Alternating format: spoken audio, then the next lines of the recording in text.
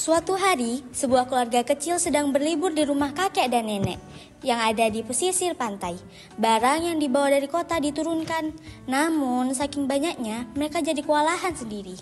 Kak, adek, sini bantuin Mimi bawa ini. Itu Beb, bawa itu ya.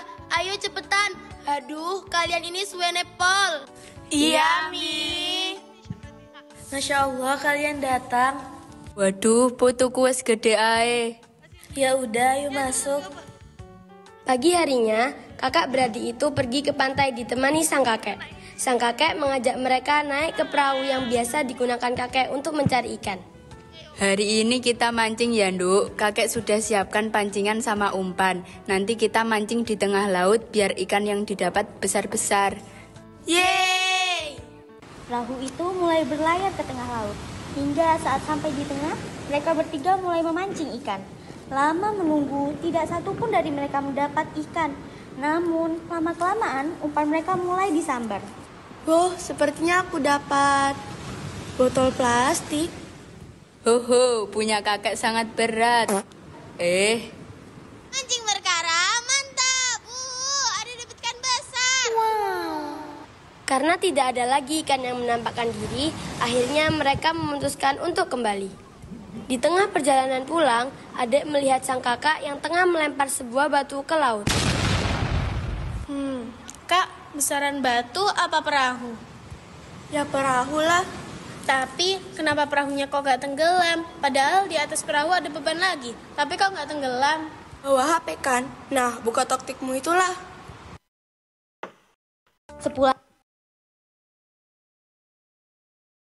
Assalamualaikum warahmatullahi wabarakatuh.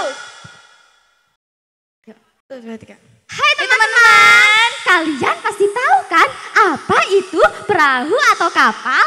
Perlu kalian ketahui, kapal pertama kali dibuat pada masa Nabi Nuh alaihissalam dengan berbagai macam kecanggihannya. Bisa kita simpulkan bahwa Islamlah yang memperkenalkan dan mengajarkan bagaimana cara membuatnya. Sebagaimana dalam Quran surat Hud ayat 37 yang berbunyi A'udzu billahi minasyaitonir rajim. Bismillahirrahmanirrahim. Wasna'il fulka bi'ayunina wa wahyina wa la tukhatibni fil ladzina zalamu innahum mughraqun. Yang artinya, buatlah bahtera dengan pengawasan dan petunjuk wahyu kami, dan janganlah engkau bicarakan lagi denganku tentang nasib orang-orang yang zalim. Sesungguhnya mereka itu akan ditenggelamkan. Dari ayat ini dijelaskan bahwa Nabi Nuh alaihissalam telah mendesain dan membuat perahu dengan instruksi langsung dari Allah Subhanahu wa Ta'ala. Nah teman-teman, pernah gak sih kalian berpikir kenapa sih kapal atau perahu kok bisa ya mengapung di air sampai bisa berlayar? Padahal perahu kan berat. Jadi alasan kuatnya karena massa jenis perahu yang lebih kecil daripada massa jenis air. Ini itu disebut dengan teori Archimedes. Permukaan perahu yang luas dan bentuk ruang juga mempengaruhi tekanan yang semakin mengecil. Karena semakin luas permukaannya maka akan semakin kecil tekanan yang dihasilkan. Nah, untuk membuktikan teori tersebut, yuk kita lakukan eksperimen. Sebagai medianya, kita menggunakan plastisin dan air. Plastisin diumpamakan sebagai permukaan kapal dan air diumpamakan sebagai laut. Kita mempunyai 4 bentuk plastisin dengan berat yang sama namun bentuknya yang berbeda. Plastisin pertama berbentuk bola sempurna. Plastisin kedua berbentuk bola yang memiliki lubang di tengah. Plastisin ketiga kita pipihkan sehingga bentuknya rata. Dan plastisin yang terakhir kita bentuk selayaknya perahu. Nah, kita mulai eksperimennya ya. Kita akan coba masukkan plastisinnya pertama. Ya, plastisinnya langsung tenggelam. Sekarang giliran plastisin yang kedua.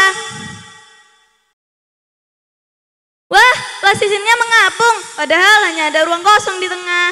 Sekarang kita coba yang ketiga ya. Wah, plastisinnya perlahan-lahan mulai tenggelam. padahal awalnya mengapung. Kenapa ya? Oke, sekarang giliran Prasisin yang terakhir. Wah, perahunya mengapung. Coba kita tambahkan beban. Wah, tetap mengapung. Dari eksperimen ini disimpulkan bahwa bentuk ruang dan luas permukaan mempengaruhi tekanan yang dihasilkan. Tekanan yang dihasilkan oleh perahu kan kecil, jadi membuatnya mengapung. Massa jenis perahu yang lebih kecil dari massa jenis air juga mempengaruhi bagaimana perahu ini mengapung. Nah, teman-teman di sini sudah pada tahu belum manfaat dibuatnya kapal? Nah, hal ini disebut juga loh dalam Quran surat Al-Isra ayat 66 yang berbunyi A'udzu billahi minasyaitonir rajim. Bismillahirrahmanirrahim. Rabbukumul ladzi yusji lakumul fulka fil bahri litabtaghu min fadlih. Innahu kana bikum rahima. Artinya, Tuhanmu lah yang melayarkan kapal-kapal di lautan untukmu agar kamu mencari karunia-Nya. Sesungguhnya Dia Maha Penyayang terhadapmu.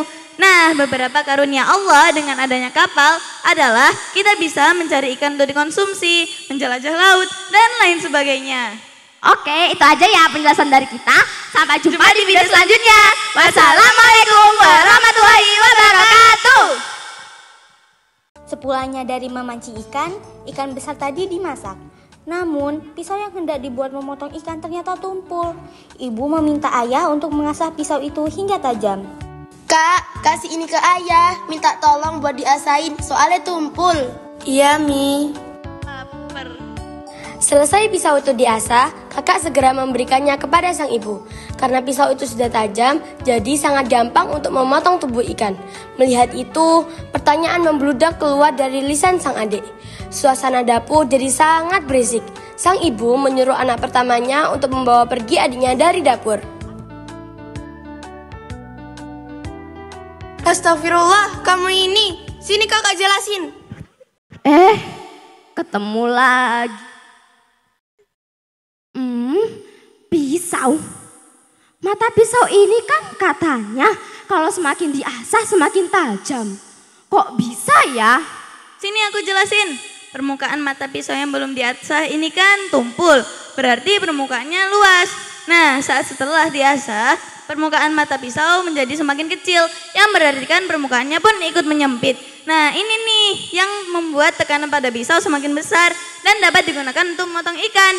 Nah, teman-teman di sini semuanya sudah paham kan perbedaan hasil potongan pisau yang tumpul dan yang tajam. Hal ini dipengaruhi oleh semakin kecil permukaannya, maka semakin besar tekanan yang dihasilkan. Oh, jadi ini itu berbanding terbalik ya sama teori yang tadi. Kalau tadi kan semakin luas permukaannya, maka semakin kecil tekanan yang dihasilkan. Kalau sekarang semakin kecil luas permukaannya, maka semakin besar tekanan yang dihasilkan. Oh, oke, Adek sudah paham kan? Setelah seharian memancing di laut, kini saatnya keluarga itu menikmati indahnya laut dan pantai. Pasir putih yang indah pada sore hari menambah kesan estetik pada pantai.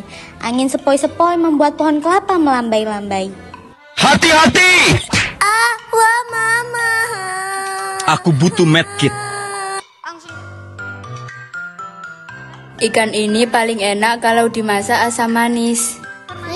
Enak. Masakan nenek emang jos enak. Iya dong. Nenek doang nih. Mimi juga ikut loh. Iya, Nduk. Berkat ibumu, masakan nenek lebih praktis. Itulah pakai bungkus kuning itu. Hah? Bungkus kuning? Iya dong, kan pakai. Jadi endorse, gak usah. Pakai micin kok bangga, gak sehat. Waktu sore itu mereka habiskan bersama sambil melihat matahari bak tenggelam ke dalam laut.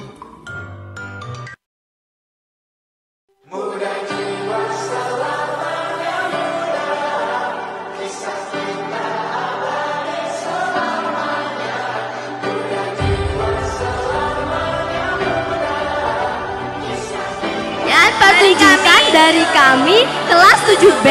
Mohon maaf. Dipahami, Mohon maaf jika ada kesalahan. Wassalamualaikum